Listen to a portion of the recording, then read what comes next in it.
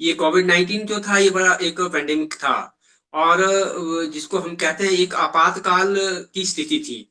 और सबसे बड़ा जो चैलेंज हमारे शिक्षा विभाग के लिए यही था कि इस स्थिति से हम कैसे जूझ पाएँ? क्योंकि बच्चे राष्ट्र के निर्माता हैं और उस एक राष्ट्र के निर्माता को अगर हम कहीं न कहीं पीछे छोड़ देते हैं, तो निश्चित रूप से उसका खामियाजा जो है वो देश को कभी न कभी, कहीं न कहीं जाकर के भुगतना पड़ना था। लेकिन इसके लिए एक जो छोटी-सी शुरुआत थी, वो हम लोगों ने पहले से ही की थी। वो क्या थी कि जितने भी हमारे पेरेंट्स थे, उनके मोबाइल नंबर वगैरह उनको हमने एक जो ई-संवाद के लिए हमने पहले से तैयार किया था। वो ऐसा नहीं था कि ऐसा कोई कोविड की महामारी आने वाली है और हम उसके लिए हम ये तैयारी कर रहे थे। लेकिन हम ये चाह रहे थे, हमारा ये सरकार की तरफ से ये एक प्रयास था कि सभी बच्चे, सभी पेरेंट्स जो हैं, वो ऑनलाइन हमारे साथ जुड़े रहें, उनके नंबर्स हमारे पास हों, ताकि हम कोई भी जो कल को कोई ऐसा कंटेंट लेते हैं, कोई ऐसी एक्टिविटी करते हैं, तो डायरेक्ट हमारा संवाद जो है वो अभिभावकों के साथ होता रहे। तो उसका फ़ायदा हमें इसमें कोविड में मिला, क्योंकि हमारे मैक्सिमम जो स्कूल्स थे वो उसके दौरान हमारे इस ऑनलाइन उससे व्यवस्था से जुड़े हुए थे। तो जैसे ही ये पैंडेमिक आया और सरकार के सामने एक बहुत बड़ी चुनौती सामने आई कि अब शिक्षा को कैसे सुचारू रखा जाए। तो उस स्थिति में ये हमारे काम आया और हमारे बहुत सारे अध्यापक जो थे और खासकर हमारे जो देश के प्रधानमंत्री श्री नरेंद्र मोदी जी और हमारे प्रदेश के मुख्यमंत्री ठाकुर जयराम जी, शिक्षा मंत्री जी और उनके प्रयास से ये जो था इसका काम जो है वो शुरू हुआ कि क्यों ना हम बच्चों को घर द्वार जो है वो हम उनके लिए शिक्षा का प्रबंध करें। और इसी कड़ी में हमारे मुख्यमंत्री जी ने हर घर पाठशाला का जो कार्यक्रम था वो प्रारंभ किया और बहुत सारे हमारे अध्यापक साथी जो थे वो हर एक जिला से इसके लिए कंटेंट तैयार करते थे। हर रोज कंटेंट तैयार करना उन्होंने, वो रात को पूरी पूरी रात लगा देते थे और सुबह जैसे ही 8 बजते हैं या इससे पहले पहले हम वो जो कंटेंट जो है वो हम उस लिंक में हम शेयर करते हैं और इस प्रकार से हमने ये प्रयास किया कि सभी बच्चों के साथ वो ऑनलाइन व्यवस्था से वो जुड़ पाए। हमारे जब मैं जैसे मैं अपने चंबा जिला की बात करूं, मेरे चंबा जिला के अंदर शिक्षा विभाग के अंदर 15 शिक्षा खंड हैं। लेकिन कोई भी ऐसा मैं एक भी शिक्षा खंड आपको नहीं बता पाऊंगा कि जहां पर जो कनेक्टिविटी की जो व्यवस्था है वो 100% हो। ऐसा नहीं है। कहीं ना कहीं 5-10% जो मेरे विद्यालय हैं वो इस व्यवस्था से वंचित है, मतलब वहां पर कनेक्टिविटी नहीं है। तो वो हमारे लिए बड़ी एक चैलेंज थी। उसके लिए भी हमारे अध्यापक साथियों ने उन बच्चों को घर घर जाकर के वो मटेरियल जो है वो प्रोवाइड किया और हार्ड कॉपी उनको प्रोवाइड कराई। तो इस प्रकार से हमारा ये पेंडेमिक के दौरान ये हमारा काम चला और उसका हमें रिजल्ट हमें देखने को मिला है कि देश के अंदर हिमाचल हर घर पाठशाला में बड़े अच्छे मतलब पोजीशन के साथ देश के सामने उभरा है। तो ये हमारे ये जो काम इस काल कोविड काल के अंदर हुआ है, जो ऑनलाइन एजुकेशन के बारे में, वो शायद आने वाले 10 वर्षों में भी नहीं होने वाला था। तो ये हमारे लिए एक चैलेंज भी था और इससे बहुत कुछ हमने सीखा है। अभी हमने तैयारी की हुई है, जैसे विभाग की तरफ से ये हमें बिल्कुल क्लियर कट डायरेक्शन है कि बच्चों की बैठने की व्यवस्था जो है उसको हम ठीक से रखें, जो सैनिटाइजेशन जो है वो सब उन विद्यालयों की हम प्रॉपर करें, विद्यालय के अंदर बच्चों के लिए सैनिटाइजर की व्यवस्था हो और खासकर मास्क की व्यवस्था हो। वैसे अब हम ये देखें कि हर कोई ये अवेयर हो चुका है, चाहे हम बच्चों की बात करें चाहे हम बुजुर्गों की बात करें, कि कोई भी जब घर से बाहर निकलता है तो बिना मास्क के नहीं निकलता है। सैनिटेशन की जहां तक बात है उसके लिए भी हर कोई अपना ध्यान रख रहा है कि मुझे हर रोज जो है वो अपने हाथ थोड़ी थोड़ी देर बाद उसको हैंड वॉश करना है। तो ऐसी चीजें जो एक कॉमन अब हो गई हैं और इसके लिए हम लोग अपनी और ऐसी व्यवस्था हमारे विद्यालयों में भी रहेगी। तो इसके लिए हमने वो तैयारी कर रखी है। असेसमेंट्स जो अभी पीछे हो रही हैं, उसका रिजल्ट भी हमारे अब सामने आ रहे हैं। तो अब निश्चित रूप से जो हालात जो हैं वो हम उसको देख रहे हैं कि वो बेहतर हो रहे हैं। फिर भी अगर बेहतर ना भी हो तो हमें हमें इस व्यवस्था के साथ तो हमें चलना पड़ेगा। ये नहीं है कि हम कहीं रुक जाएंगे और वो जो एक गति हमारे विभाग के अंदर आई थी वो उसमें कहीं अवरोध हो, ऐसा मेरा मानना है। और जैसे बच्चों के जो कई सेमिनार जिस प्रकार से कोई कार्यक्रम ऐसे होते थे, वो हमें एक ऑप्शन मिल गई है अब। तो डायरेक्ट हम ऑनलाइन जो है वो बच्चों को बहुत सारी चीजें जो है वो हम बच्चों को दिखा सकते हैं। और खासकर हमारे अध्यापक साथी जो बहुत सारे रिमोट एरियाज में रहते हैं, जिनको मोबाइल प्रॉपर हैंडल करना तक नहीं आता था, वो आज वीडियो बना रहे हैं और वीडियो बना करके वो बच्चों को दिखा रहे हैं, बच्चों तक पहुंचा रहे हैं। तो ये बहुत बड़ी एक क्रांति जो है हमारे इस दौरान वो आई है अध्यापकों के अंदर। देखिए, मैं पिछले 32 वर्षों से शिक्षा विभाग में अपनी सेवाएं दे रहा हूँ, और मैंने बहुत सारे प्रोजेक्ट देखे हैं। चाहे आप डीपीपी की बात करें, एसएससी की बात करें, समग्र शिक्षा अभियान अब आ रहा है, आरएमएसए की बात करें, या इसके अलावा और भी बहुत सारी एनजीओ जो हमारे साथ पूर्व काल में जुड़ी हुई थी, जो शिक्षा के क्षेत्र में काम कर रही थी। तो ये हमारे लिए एक प्रकार का एक्स्ट्रा बूस्ट होता है। अगर आप लोग कुछ ऐसा करते हैं तो उससे हमें एक नई डायरेक्शन मिलती है। ये नहीं है कि हमारे जो अध्यापक हैं वो नहीं जानते, बड़े प्रबुद्ध हैं वो, बड़े मतलब मेहनती हैं, बहुत सारा उनके पास अपार अनुभव है, और वो इस काम में अपनी पूरी एक क्षमता और मेहनत के साथ इसमें लगे हुए हैं। लेकिन पूर्व के कुछ वर्षों में को अगर मैं पीछे मुड़ करके देखूं तो वैसे ये चीजें पहले भी होती थी। मैं ये नहीं कहता कि श्री अरबिंदो सोसाइटी ने ये काम किया है या बाकी नहीं कर रहे थे, लेकिन एक नई सोच के साथ, नया जो एक वातावरण बना है उसके साथ इन चीजों को कैसे हम आगे डेवलप करें, इसमें श्री अरबिंदो सोसाइटी का एक बहुत महत्वपूर्ण योगदान है। अब अभी पूर्व के कुछ वर्षों में भी आप लोगों ने इसमें बहुत सारे कार्यक्रम ऐसे किए हैं कि जीरो इन्वेस्टमेंट से हम किस प्रकार के मॉडल हम डेवलप कर सकते हैं, किस प्रकार का हम लर्निंग मटेरियल जो है वो डेवलप कर सकते हैं। या ऐसा कोई अध्यापक जो एक रिमोट एरिया में काम कर रहा है, उसने कोई इनोवेटिव आइडिया उसके दिमाग के अंदर है, तो उसको आगे एक्सपोज कैसे किया जाए, ये हमें सीखने को मिला है और आप लोगों ने इसको किया है। क्योंकि शिक्षा विभाग हमारा बहुत बड़ा एक विभाग है, एक समुद्र के समान है। कौन अध्यापक कहाँ किस कोने में किस तरीके से बच्चे को पढ़ा रहा है, उसका एक अपना एक थिंक टैंक है उसके पास, उसके अकॉर्डिंगली वो काम कर रहा है शिक्षा विभाग के अंदर। लेकिन वो तो हमें कब सामने आता है, जब कहीं वहां इस एक दूर दराज का बच्चा जो है वो जब निकलता है, कल को कोई किसी मेरिट में आता है या किसी अच्छे एग्जाम को वो क्वालिफाई करता है, तब हमारे सामने आता है कि कौन सा बच्चा कहाँ पढ़ा है, किस अध्यापक ने पढ़ाया है। लेकिन आपने इसको थोड़ा सा जल्दी जो है उसको सामने लाया है कि अगर कोई टीचर अगर इंटीरियर में काम कर रहा है, उसने कोई नया आइडिया दिया है, नई कोई टीएलएम उसने डेवलप किया है, तो वो जो है उसको आप लोगों ने बाकी अध्यापकों के लिए उसको सामने लाया है। वो आपका एक बहुत बड़ा प्रयास है, और ऐसे अध्यापकों को आप लोगों ने प्रोत्साहित भी किया है। ये बड़ा हमारे लिए एक अच्छा वो है, लो कॉस्ट वाला ये काम है, इसमें कुछ लगता तक नहीं है। जो मैंने देखा है जो आपके जो सेमिनार्स वगैरह या जो कार्यक्रम आप लोगों ने जैसे मेरे चंबा जिला के अंदर भी हुए हैं पीछे, तो उससे मैंने यही रिजल्ट निकाला है। ऐसा प्रयास जो है वैसे सरकार ने पहले किया था, कुछ एक जो मॉडल स्कूल जिनकी हम बात करते हैं वो हम उसमें करे थे। तो उसमें भी कुछ एक्स्ट्रा हमने चीजें करने का प्रयास किया था, तो निश्चित रूप से उसका लाभ हमें मिला है। लेकिन क्योंकि अब आप लोगों ने एक ऐसा मॉडल स्कूल या जिसको हम रोल मॉडल स्कूल आप बनाने जा रहे हैं, तो उसका लाभ तो निश्चित रूप से मिलेगा।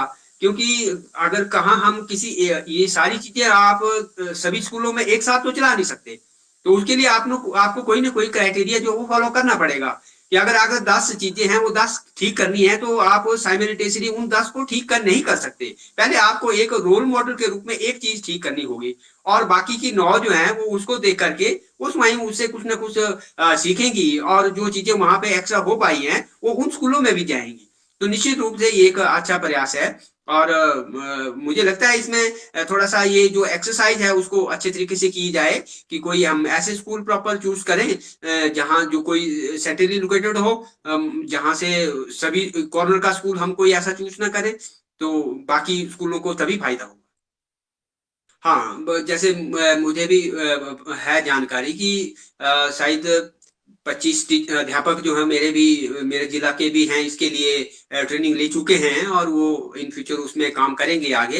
तो मेरा उनसे भी यही निवेदन रहेगा कि जो अपना जो एक क्राइटेरिया आप लोगों ने बनाया है, जो गाइडलाइन आप लोगों ने बनाई है, उसके अकॉर्डिंगली आगे और फील्ड में काम करें। सही मायने में हम देखें तो ये जितना सारा हम काम कर रहे हैं, सारा सारा बच्चे के लिए ही कर रहे हैं। सेंटर पॉइंट हमारा बच्चा ही है। चाहे हम टीचर की ओरिएंटेशन करें, चाहे हम इंफ्रास्ट्रक्चर को डेवलप करें, चाहे हम एक इन्वायरमेंट बिल्डिंग का काम करें, ये सारी चीजें जो हम कर रहे हैं बच्चे के लिए ही कर रहे हैं। बच्चा आगे उसको किस तरह से ले पाता है, ये बात सोचने की है। एक बात मैं यहाँ पे ये जोड़ना चाहूंगा, बहुत अच्छी बात है आपने कही कि हम बच्चों के लिए एक स्कॉलरशिप का जो है उसको हम शुरू कर रहे हैं। मैंने देखा भी है उस स्कीम को। तो उसमें बच्चा लर्निंग के साथ साथ उसमें अर्न भी कर रहा है, कुछ लर्निंग अर्न कर रहा है। तो वो एक अच्छी बात है। लेकिन एक बात हमें यहाँ पर ये ध्यान देनी होगी कि हम ऐसा ना कहीं करें कि बच्चा कहीं ओवरबर्डन ना हो जाए, जो अध्यापक है हमारे वो कहीं ओवरबर्डन ना हो जाए। सरकार की ओर से भी आज बहुत सारी स्कीमें चली हुई हैं। सरकार भी अपने कंटेंट को लेकर के, अपने करिकुलम को लेकर के तरह तरह की जो स्कीमें हैं वो विभाग के अंदर चलाई हुई हैं। तो इसके ऊपर आपसे भी मेरा ये अनुरोध रहेगा कि थोड़ा उस पक्ष को भी हम ध्यान में रखें। क्योंकि मुझे फोन आते रहते हैं, जैसे पेरेंट्स के कईयों के फोन आते हैं। पेरेंट्स कहते हैं कि ये तो आप कितने कर काम करवा रहे हैं, क्योंकि फोन अब नेचुरली है, जो हमारा ही कोई इतना कोई रिच स्टेट तो नहीं है, एक साधारण हमारा प्रांत है और जिला भी हमारा वैसा है। घर में एक आध फोन होगा, एंड्रॉइड किसी के पास फोन होगा। तो जब उस फोन को बच्चा लगातार अगर उसको यूज करेगा, तो पेरेंट्स के मन में भी ये भाव आता है कि मेरा बच्चा लगातार उस फोन पे लगा है, उसी के साथ जूझ रहा है, तो क्या है ऐसा कि कितना कितना काम इसको मिल रहा है। वो फोन आते हैं हमें कि सर आप कितना कर काम देते हैं बच्चों को, कितनी सारी एक्टिविटीज आप लोगों ने स्टार्ट कर रखी हुई है। थोड़ा इस तरफ थोड़ा सा हमें ये भी हम ध्यान रखें। बाकी बहुत अच्छा है, उसमें बच्चे को सीखने को भी मिलेगा और सीखने के साथ बच्चे के अंदर एक इंटरेस्ट भी डेवलप होगा कि किस प्रकार से वो अपने उसमें कुछ पैसा भी कमा सकता है। जो खासकर जो कुछ एक गरीब परिवारों से बच्चे हैं, जिनके पास जो बच्चे टैलेंटेड हैं, इंटेलिजेंट हैं, लाइट हैं, पढ़ना भी चाहते हैं, लेकिन उनके पास जो सोर्सेज हैं वो लिमिटेड है, तो उनके लिए बड़ा अच्छा एक ये प्रावधान रहेगा और बड़ा एक ट्रांसपेरेंट है। इसमें मैंने देखा है, तो बच्चा उसमें कुछ कमा सकता है। तो अच्छा इनिशिएटिव है, इसमें बहुत सारा लाभ जो है वो बच्चों को भी होने वाला है। जो शिक्षा का जो काम है, जो अध्यापक इसको एक मिशन मोड में लेते हैं, जैसे मैं अपनी बात करूं, मैं इसे एक मिशन के रूप में लेता हूं। और जब हम मिशन मोड में जब उसमें हम काम करेंगे, निश्चित रूप से हमें सेल्फ एक सेटिस्फेक्शन भी होगी और हमारे काम में और निखार भी आएगा। तो इसके लिए हमें थोड़ा सा एक ये हमारा एक मन हम अपना हमें बनाना पड़ेगा कि बच्चा जो है हमारी आजीविका भी है, क्योंकि वो आज बच्चा है तो उस बच्चे की वजह से ही हमारा परिवार पल रहा है। कल को अगर बच्चे हमारे पास नहीं होंगे तो हमारी आजीविका भी खत्म हो जाएगी, हमारे परिवार भी सड़कों पर आ जाएंगे, उनका हम पालन पोषण नहीं कर पाएंगे। तो मेरा सभी अध्यापकों से एक ये निवेदन रहेगा कि इन पक्षों को भी ध्यान में रखें कि हम बच्चे हैं तो आज हमारा सब कुछ ठीक चल रहा है, कल को अगर हमारे विद्यालय में बच्चे नहीं होंगे तो ये सारी चीजें ऐसी रहने वाली नहीं है। इस और भी विशेष ध्यान दें, कोई भी बच्चा कहीं भी शिक्षा से वंचित नहीं रहना चाहिए। कहीं भी अगर आपको कहीं पे कोई बच्चा दिखता है जो स्कूल नहीं आ रहा है, उसको आप एनरोल करें। उसके लिए सरकार ने बहुत सारी स्कीमें जो है आज चला रखी हैं। कोई बैरियर नहीं है बच्चे की शिक्षा, लर्निंग के बच्चे और लर्निंग के बीच में कोई ऐसा बैरियर नहीं है। सरकार ने इस शिक्षा विभाग को बैरियर फ्री कर दिया हुआ है। तो उसके लिए मैं तो यही कहूंगा सभी अध्यापकों से कि हमारे पास कोई ऐसा बहाना नहीं होना चाहिए। दूर दराज के क्षेत्रों के अंदर अगर मान लो कोई ऐसा बच्चा है, आउट ऑफ स्कूल है, तो उसको भी हम अपने जो हमारे एक NRST सेंटर हैं उसके अंदर हम उसके माध्यम से बच्चों को हम जोड़ने का प्रयास कर रहे हैं। तो हमारा यही लक्ष्य है कि कोई भी बच्चा छूटना नहीं चाहिए। तो अंत में मैं फिर आप लोगों का भी बहुत धन्यवाद करता हूं, विशेष करके श्री अरबिंदो सोसाइटी का, जो एक बड़ी ही एक जिसको प्रीमियम सोसाइटी पूरे देश के या विश्व के अंदर आपकी एक सोसाइटी है जो बड़ा अच्छा काम कर रही है। बहुत सारे इंस्टीट्यूट आप लोगों के चल रहे हैं और शिक्षा के क्षेत्र में भी आप इनपुट दे रहे हैं। ये हमारे लिए बड़े एक गौरव की बात है और हमें भी बड़ा अच्छा लगता है कि आप शिक्षा विभाग के लिए इतनी तत्परता के साथ काम करते हैं। और बहुत सारे अध्यापक जो हैं हमारे, वो आपसे जुड़े हुए हैं। मैं उन अध्यापकों से निवेदन करता हूं कि ज्यादा से ज्यादा अपने आप को इनरिच करें और ज्यादा से ज्यादा आप सीखने की कोशिश करें, ताकि हम उसका सीधा सीधा लाभ जो है वो हम बच्चे तक पहुंचा सकें।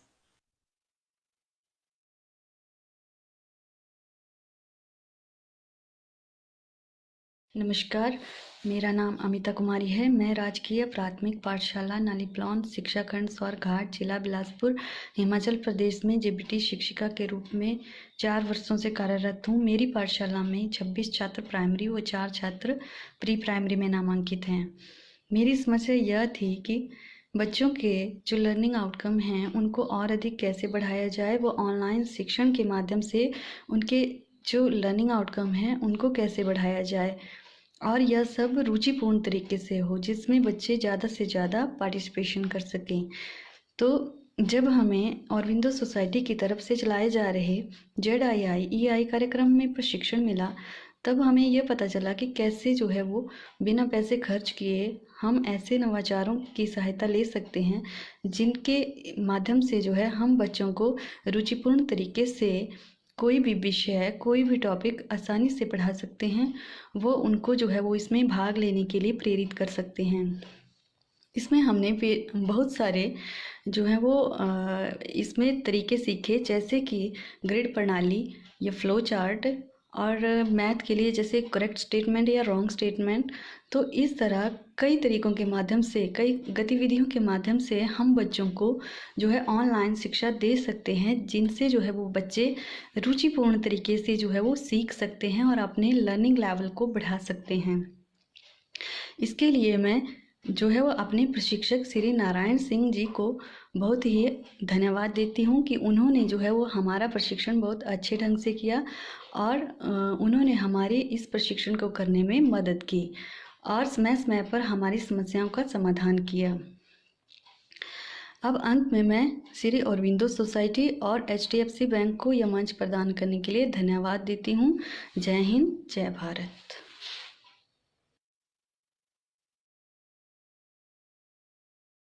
नमस्कार, मेरा नाम मनीषा कुमारी है। मैं GPS मोही एलिमेंट्री एजुकेशन ब्लॉक घुमारनी 1 से बिलोंग करती हूँ। मेरा टीचिंग में 5 वर्ष का अनुभव है और मेरे ज़िला बिलासपुर की खास बात यह है कि यहाँ के लोग बहुत ही मेहनती और ईमानदार हैं तथा बिलासपुर की सबसे बड़ी खास बात यह है कि यहाँ पर विश्व प्रसिद्ध गोविंद सागर झील है, जो कि एक मानव निर्मित झील है तथा बिलासपुर से 40 किलोमीटर की दूरी पर श्री नैना देवी जी का मंदिर है, जहाँ पर बहुत दूर दूर से तीर्थयात्री माथा टेकने के लिए आते हैं तथा मेरे शहर घुमारनी से 5-6 किलोमीटर की दूरी पर एक पहाड़ी की चोटी पर बहुत ही रमणीय तीर्थ स्थल है, जहाँ पर श्री सोहनी देवी जी का मंदिर बनाया गया है, जिसके साथ लोगों की बहुत सारी मान्यताएं जुड़ी हुई हैं। मेरी पाठशाला में 35 विद्यार्थी शिक्षा ग्रहण कर रहे हैं, जो कि सभी ग्रामीण परिवेश से आते हैं और उनमें कुछ विद्यार्थी यूपी स्टेट से भी बिलोंग करते हैं तथा उनके साथ अध्यापन कार्य करते हुए मुझे कई बार टीचिंग लर्निंग एड के बिना टीचिंग करने में बहुत कठिनाई महसूस होती थी और कई बार जैसे मेरे मन में कुछ गतिविधियां चली होती थी तो उनको टीचिंग लर्निंग एड के बिना बच्चों के सामने प्रयोग करने में मुझे कुछ दिक्कत आती थी। फिर जैसे ही मैंने ZIIEI से प्रशिक्षण प्राप्त किया तो मुझे पता चला कि कैसे बहुत सारे पैसे खर्च किए बिना हम अपने मन में चल रहे नवाचारों को बच्चों के साथ प्रयोग कर सकते हैं और उनको कई महत्वपूर्ण जानकारियां भी प्रदान कर सकते हैं। जैसे कि हम बच्चों को ग्राउंड में ले जाकर बहुत सारी मैथमेटिक्स से जुड़ी हुई या हिंदी से जुड़ी हुई गतिविधियां करवा सकते हैं। जैसे कि हम ग्राउंड में कुछ शेप्स ड्रॉ कर सकते हैं, जैसे कि सर्कल, स्क्वायर, रेक्टेंगल, कोन, पेंटागन। इन सब पिक्चर्स को हम ग्राउंड में ड्रॉ करके इनके ऊपर बच्चों से जंप करवा सकते हैं, और जिसके माध्यम से हम खेल खेल में बच्चों को विभिन्न प्रकार की आकृतियों की जानकारी प्रदान कर सकते हैं। तथा हम खेल खेल में बच्चों को फलों और सब्जियों के महत्व के बारे में, उनकी विशेषताओं के बारे में भी बता सकते हैं। तथा खेल खेल में हम बच्चों से कई प्रकार के प्रश्नों के उत्तर निकलवा सकते हैं। और मैं श्री नारायण सिंह जी का धन्यवाद करना चाहती हूँ, जिन्होंने हमें ट्रेनिंग के माध्यम से बहुत सारे नवाचारों को बच्चों के साथ प्रयोग करने के बारे में बताया, और हमने भी अपने मन में चल रहे नवाचारों को उनके साथ साझा किया। तथा हमें यह पता चला कि हम कैसे कई प्रकार के नवाचारों को कक्षा में प्रयोग करते हुए बच्चों को कई महत्वपूर्ण जानकारियां प्रदान कर सकते हैं और अपने शिक्षण में भी सुधार ला सकते हैं। और अब मुझे उम्मीद है कि मेरा जो विद्यालय है वो एक रोल मॉडल स्कूल बनेगा। और मुझे ट्रेनिंग के माध्यम से यह भी पता चला कि हम कैसे ऑनलाइन टीचिंग करते हुए बच्चों से कई आर्ट एंड क्राफ्ट की थिंग्स भी बनवा सकते हैं, और अपनी टीचिंग की वीडियो बनाकर हम कैसे ऑनलाइन बच्चों को प्रोवाइड करवा सकते हैं। Thanks to mister Narayan Singh ji, जिन्होंने हमें यह आइडिया दिया कि हम कैसे बच्चों को स्थानीय मान सिखा सकते हैं। जैसे कि उन्होंने हमें बताया कि कैसे खेल खेल में हम वंस, टेंस, 100 और 1000 की वैल्यू बच्चों को कैसे खेल खेल में सिखा सकते हैं। और मैं ज़्यादा न कहते हुए HDFC बैंक और ZIIEI का धन्यवाद करना चाहती हूँ, जिन्होंने हमें ऐसे नवाचारों को प्रयोग करने के बारे में बताया और हमें यह मंच प्रदान किया, जहाँ पर हम अपने मन में चल रहे नवाचारों को ट्रेनिंग में साझा कर सके और ट्रेनिंग से कुछ नई चीज़ें सीख सके, जिनके माध्यम से हम बच्चों की पढ़ाई में सुधार ला सकते हैं। Thank you.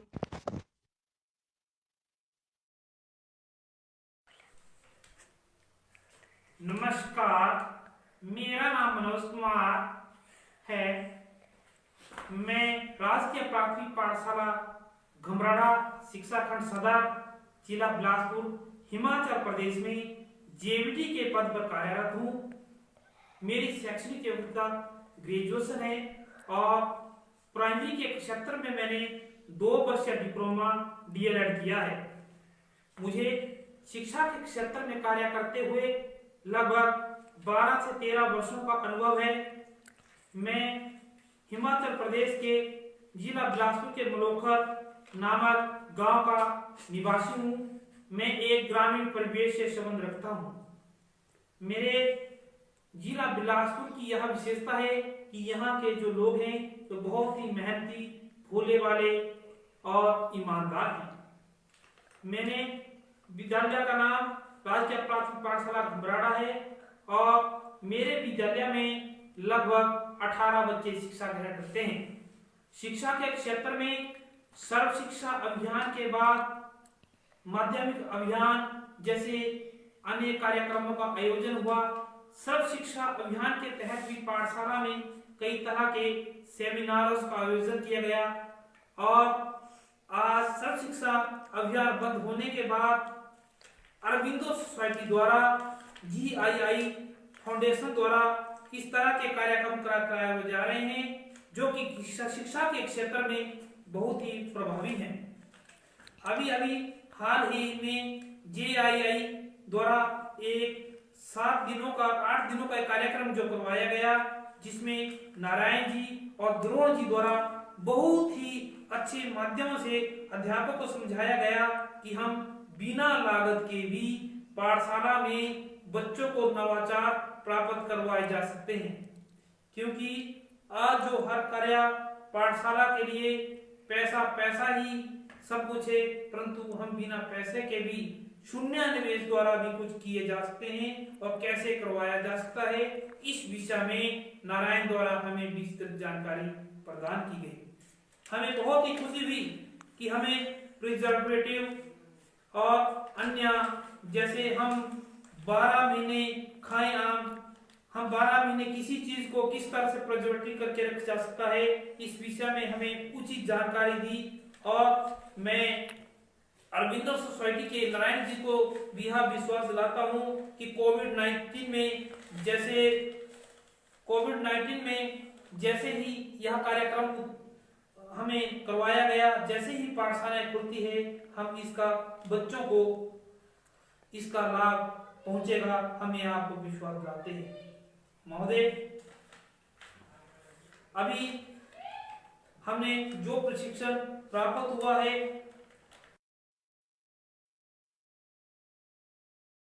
इस प्रशिक्षण में हमने जो भी सीखा है, हम अपने अनुभवों को बच्चों के साथ अवश्य ही शेयर करेंगे। हमने इस कार्यक्रम में यह भी सीखा कि हम ऑनलाइन तरीके से किस किस तरीकों से बच्चों को पढ़ाया जा सकता है। कोविड-19 में हम बच्चों को व्हाट्सएप और गूगल मीट, फेसबुक इत्यादि माध्यमों से तो पढ़ा ही रहे हैं, परंतु हमने कुछ ऐसी जानकारियां भी प्राप्त हुई जिसके विषय में हम बच्चों को बहुत ही अच्छी तरह से पढ़ाया जा सकता है। मैं मनोज कुमार, राजकीय प्राथमिक पाठशाला घुमराड़ा, शिक्षा खंड सदर, जिला बिलासपुर, हिमाचल प्रदेश, अरविंदो सोसाइटी एवं HDFC बैंक द्वारा यह मंच प्रदान करने के लिए बहुत बहुत धन्यवाद करता हूं, और साथ में नारायण और द्रोण जी जिन्होंने इस कार्यक्रम को हमारे बीच में सभी अध्यापकों को पढ़ाया, इनका भी बहुत बहुत धन्यवाद करता हूं। जय हिंद, जय हिमाचल, जय प्राथमिक शिक्षक संघ।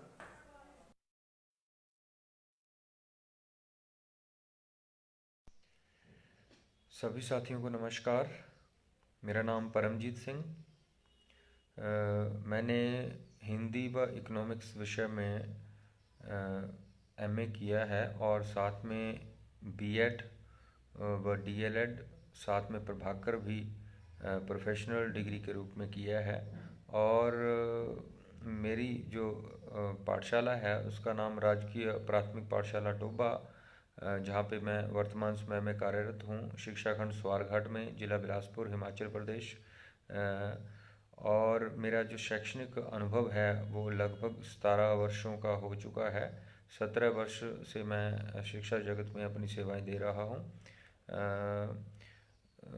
मेरा जो ज़िला है उसकी ख़ास विशेषता ये है कि ये इसको एक शैक्षणिक हब माना जाता है, क्योंकि छोटा ज़िला होने के बावजूद भी यहाँ पर 4 राजकीय महाविद्यालय हैं, कॉलेजेस हैं, और साथ में कई टेक्निकल इंस्टीट्यूट्स भी हैं जहाँ पे बच्चे जो हैं वो विभिन्न प्रकार की शिक्षाएं ग्रहण कर रहे हैं।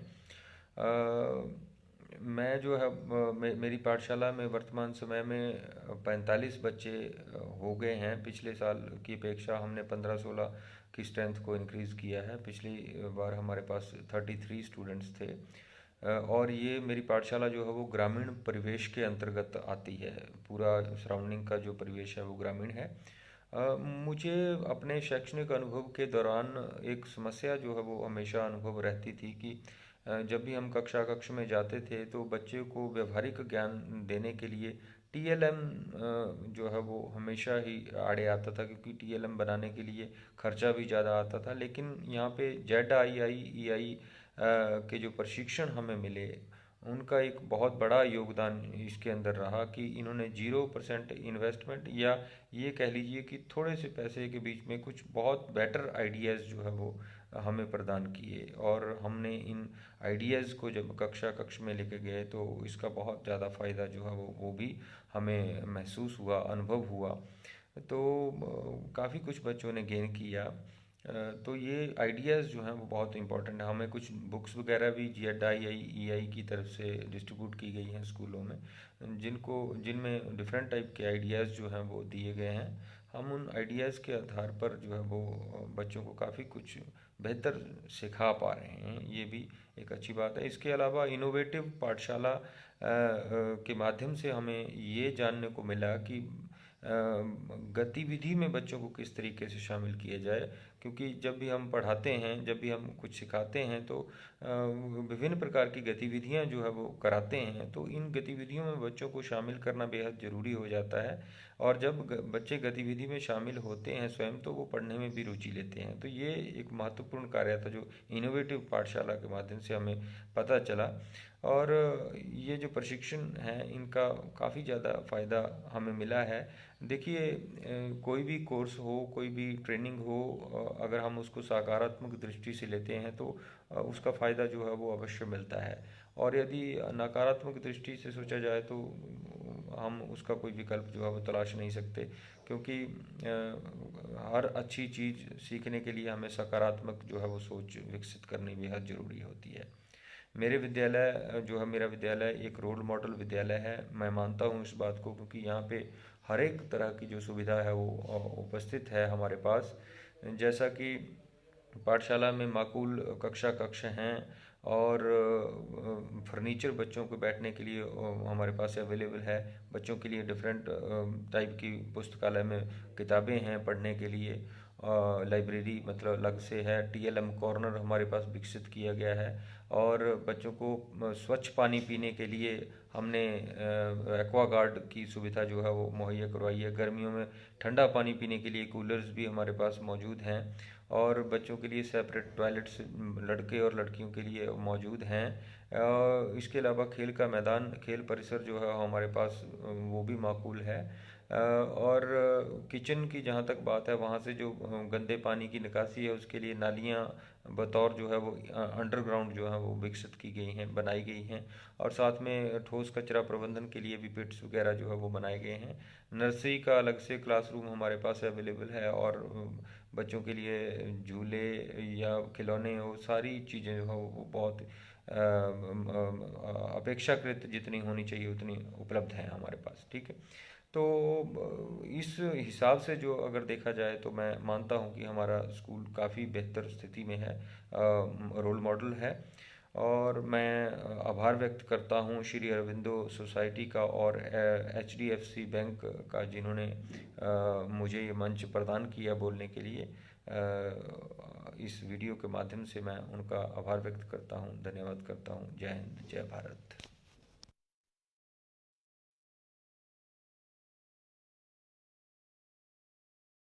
नमस्कार, मेरा नाम सुप्रिय दिग्विजय है। मैं राजकीय प्राथमिक पाठशाला ढोलक में कनिष्ठ बुनियादी अध्यापक के पद पर कार्यरत हूँ। यह पाठशाला शिक्षा खंड झुंझुनू, जिला बिलासपुर, हिमाचल प्रदेश में स्थित है।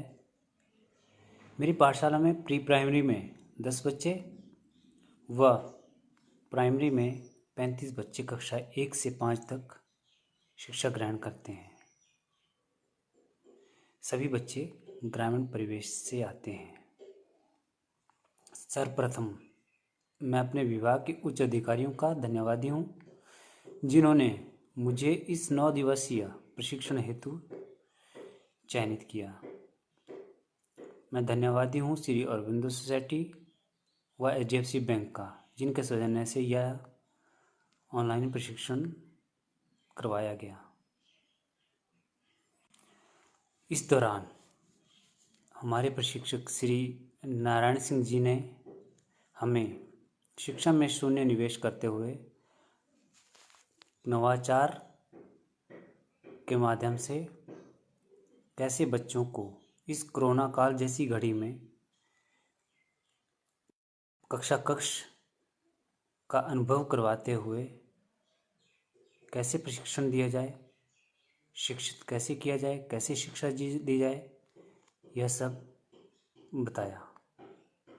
हमारे प्रशिक्षक ने सभी अध्यापकों की शंकाओं का बहुत ही बेहतरीन ढंग से समाधान किया व इनोवेटिव पाठशाला में कुछ विषयों को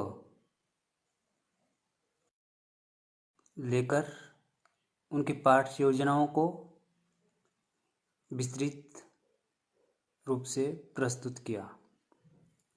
मैं धन्यवादी हूँ हमारे प्रशिक्षक श्री नारायण सिंह जी का, जिन्होंने हमें हर उस बिंदु को जो किसी भी अध्यापक ने समाधान करने के लिए कहा, उस हर बिंदु का समाधान किया। हमें विभिन्न डिजिटल माध्यमों द्वारा जैसे फेसबुक, ट्विटर, व्हाट्सएप, जूम व गूगल मीट या टेलीग्राम जैसे सोशल माध्यमों द्वारा कैसे बच्चों को ऑनलाइन शिक्षा प्रदान की जाए, यह सब भी बहुत ही विस्तार व अच्छे ढंग से हमारे प्रशिक्षक श्री नारायण सिंह जी ने सभी अध्यापकों को 9 दिन में बताया। थैंक यू, धन्यवाद। जय हिंद, जय भारत, जय शिक्षक।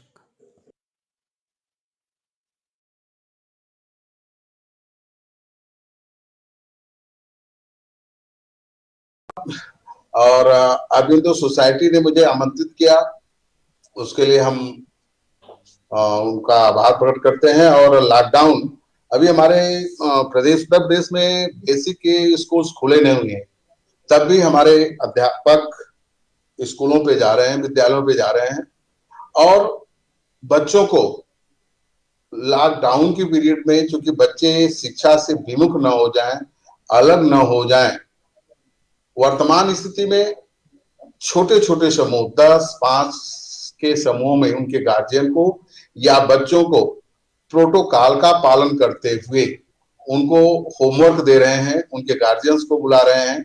क्योंकि उत्तर प्रदेश में हमारी अन्य योजनाएं भी, जैसे पाठ्यपुस्तक, निःशुल्क पाठ्यपुस्तक वितरण करना, ड्रेस वितरण करना, जूता मोजा वितरण करना, स्वेटर है, बैग है, इनका भी वितरण हो रहा है।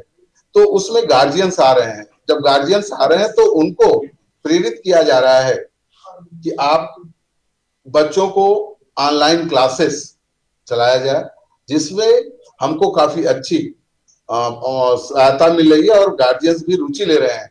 जहां जब क्लास में स्कूल चलते थे, विद्यालय बच्चे आते थे तो गार्जियन अपने कामों में व्यस्त रहते थे, लेकिन ये लोग जो लॉकडाउन हुआ, यद्यपि ये संकट का काल है, लेकिन बेसिक शिक्षा ने इसको बिल्कुल अच्छे तरह से एक अवसर के रूप में लिया, जिससे आज की स्थिति में मैं अपने गोरखपुर की अगर बात करूं तो लगभग 2504 हमारे विद्यालय हैं, कंपोजिट विद्यालय को लेकर के, और हर विद्यालय अब पहले से बढ़िया सुंदर दिखाई दे रहा है।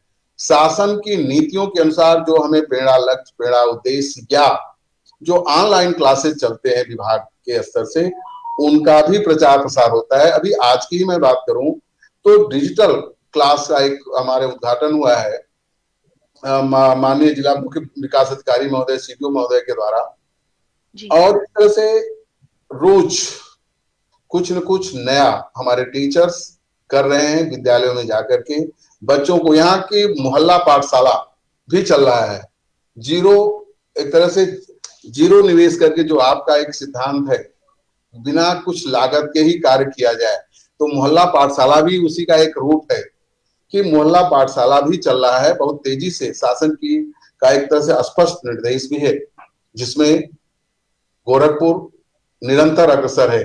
जो हमारे एआरपी हैं, एसआरजी हैं या अन्य जो टीमें हैं, और आपके जो लोग यहाँ काम कर रहे हैं, वो भी विद्यालयों में जा रहे हैं, ऑनलाइन उनकी मीटिंग ले रहे हैं। और एक तरह से हम ये कहें कि इस कोरोना काल में ऑनलाइन को अधिक से अधिक प्रोत्साहन मिला है। लोग जहां एक ग्रामीण परिवेश के बच्चे, इनको जानने में एक लंबा समय गुजरता कि ऑनलाइन क्या है, ऑनलाइन क्लासेस कैसे चढ़ते हैं, पठन पाठन कैसे होगा, तो हमने कहा ना कि इसको एक अवसर के रूप में लिया गया और जीरो निवेश के साथ। भाई गार्जियन अपने पास मोबाइल रखा हुआ है, बिल्कुल, वो अन्य चीजों में अपना जहां दिमाग लगाता था, लेकिन आज उनसे बच्चे पढ़ रहे हैं। जो टीचर्स व्हाट्सएप ग्रुप में या ऑनलाइन पढ़ा रहा है। एक कहीं कहीं हमारे टीवी भी लगे हुए हैं, जो टीवी पे प्रोग्राम आते हैं उसको भी बच्चे आकर के, उनके गार्जियंस आकर के देखते हैं, अपने घरों में भी देखते हैं। तो इस तरह से लॉकडाउन पीरियड में बेसिक शिक्षा ने बिल्कुल इसको अवसर के रूप में लिया है और हम निरंतर बच्चों के संपर्क में हमारे टीचर्स बने हुए हैं। निरीक्षण से मतलब है भ्रमण से, कि हमारे जितने भी खंड शिक्षा अधिकारी हैं, मैं स्वयं में भी भ्रमण करता रहता हूँ, स्कूलों पे जाता रहता हूँ और देखता हूँ छोटे छोटे समूह में टीचर्स हमारे जाकर के मोहल्ला स्कूल चला भी रहे हैं, पढ़ा भी रहे हैं। यही शून्य निवेश है, बिना लगाए हुए। उन्हीं की कुर्सी रहती है, उन्हीं का चारपाई है, उन्हीं की मेज है, गार्जियन की ही, और हमारे टीचर जाकर के बच्चों को उन्हीं की वो दरी वगैरह भी रहती है गांव के लोगों की, उसमें अपनापन भी आ जा रहा है, एक लगाव भी होता है गुरुकुल प्रणाली जो पहले वाली प्रणाली थी उसके तहत। तो हम इसको एक अवसर के रूप में लिए हैं और अच्छा परफॉर्मेंस है, वो उसमें कोई शंका नहीं है। हमारे निश्चित रूप से ये जीरो निवेश वाला जो कार्यक्रम चल रहा है बहुत पहले से अरविंदो सोसाइटी द्वारा, हम विभिन्न जनपदों में भी रहे हैं तो वहां भी ये बहुत सफल रहा है। और गोरखपुर में तो ये काफी सक्रिय है, हमारे सारे ब्लॉकों में आपके लोग काम करते हैं और उसमें काम भी हो रहा है और होता भी है। और अभी पिछले सत्र में एक हमारा यहाँ TLM का मेला भी लगा हुआ था, इस साल लगने वाला था, तब तक लॉकडाउन लग गया, नहीं लग पाया। लेकिन हमारे टीचर्स और आपके जो लोग यहाँ काम करते हैं वो इसको गति दे रहे हैं और एक तरह से जैसे होता है समाज में कि बहुत सारी चीजें बिल्कुल निरंतर फेंक दी जाती हैं, लेकिन इसके वजह से, जीरो निवेश की वजह से बच्चों को एक सीखने की कला उनके अंदर विकसित होती है। और हमारे टीचर्स और आपके के समूह के जो लोग यहाँ जुड़े हुए हैं, वो एक नई पहल एक तरह से होता है कि यूजली जैसे प्लेट हुआ या लकड़ी वाला सामान होता है, माचिस है, इसको फेंक दिया जाता है, यूजलेस कर दिया जाता है, तो उससे भी बहुत सारी चीजें अच्छी बनती हैं। और जो बच्चों के बौद्धिक क्षमता को, उनके अंदर जो छिपी हुई चीजें हैं, गुण हैं, उसको भी ये आपका ये सिस्टम बाहर लाता है। इसके लिए हम आपके लिए उनको बहुत बहुत साधुवाद देते हैं और हमें उम्मीद है कि आगे भी आप इसी तरह से शिक्षा की जगत में, बेसिक शिक्षा की जगत में आपका सहयोग मिलता रहेगा। और नहीं, निश्चित रूप से ये महत्वपूर्ण पहल है और इसमें लोग जैसे एक पूरे को लेने से अच्छा है कि हम कुछ का चयन करें। जैसे आपने हर जनपद से 25-25 अगर विद्यालय लिया तो एक तरह से ये माना जाए कि जैसे हमारे यहाँ 20 ब्लॉक है तो एक एक विद्यालय या 2 विद्यालय हो गया, तो 2 विद्यालय पे अगर हम केंद्रित करेंगे तो निश्चित रूप से एक मॉडल के रूप में होगा। जब वो मॉडल आता है तो दूसरे भी उसे सीखने की, उनको भी वैसा करने का एक उनके अंदर एक जज्बा पैदा होता है कि अगर एक स्कूल A कर रहा है तो B क्यों नहीं करे, B कर रहा है तो C ना करे, क्यों ना करे। तो लोगों के अंदर एक प्रतिस्पर्धा होती है और आपकी यह पहल बहुत ही प्रशंसनीय है और हमें उम्मीद है कि ये जो 25-25 की संख्या आप निश्चित रूप से अपने आप वो बढ़ जाएगी। 25 आपने चयन किया है और देखने के साथ ही दूसरे विद्यालय भी उससे जुड़ करके स्वतः काम करने लगेंगे। और ये प्रतिस्पर्धात्मक प्रक्रिया है, सीखने की एक सतत प्रक्रिया है, तो लोग उससे सीख करके और एक नकल कहा जाए कि नकल करके कि अगर वो कर सकते हैं तो हम क्यों नहीं कर सकते। तो निश्चित रूप से 25 से वो 50 हो जाएगा। आपने 25 का लक्ष्य रखा है, लेकिन निश्चित रूप से हर जनपद में वो दूने हो जाएंगे, ये पूरा विश्वास है मुझे। क्योंकि हमारे यहाँ गोरखपुर में हमारे बहुत सारे बच्चे, क्योंकि जो विद्या ज्ञान है और अन्य परीक्षाएं होती है, नवोदय विद्यालय का, इसमें भाग लेते हैं और चढ़ बढ़ करके भाग लेते हैं। अच्छी खासी संख्या रहती है, 1000 के आसपास भी पहुंच जाती है। तो निश्चित रूप से इससे बच्चों में पढ़ने की क्षमता होगी और बच्चों को करने का एक जज्बा उनके अंदर पैदा होगा और वो निश्चित रूप से आपका यह कार्यक्रम हमारे ग्रामीण परिवेश में अच्छा रहेगा और इसको पूरी ईमानदारी से आपको भी करना होगा। धन्यवाद बहुत बहुत।